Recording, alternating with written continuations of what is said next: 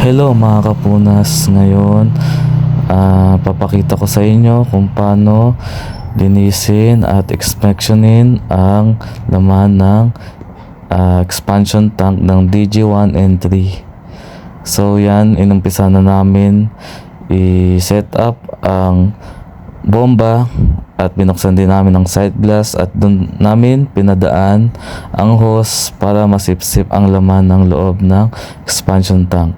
So yan, inumpisa na din namin natanggalin ang mga nut ng hatch at bubuksan na namin kapag konti na lang ang laman. So nabuksan na namin. So dyan na namin pinadaan ang hose upang sipsipin ng bomba ang laman ng expansion tank. So after nyan, kapag wala na, ay sisimulan nang pasukin yan sa loob.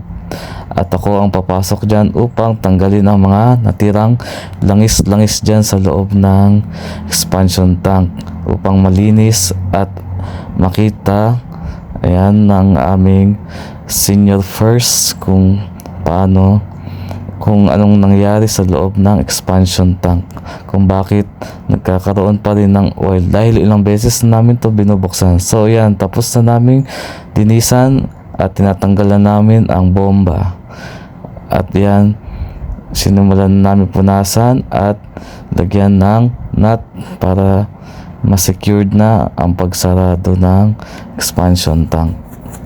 So yun lamang, maraming salamat guys mga kapunas sa panonood ng video ito.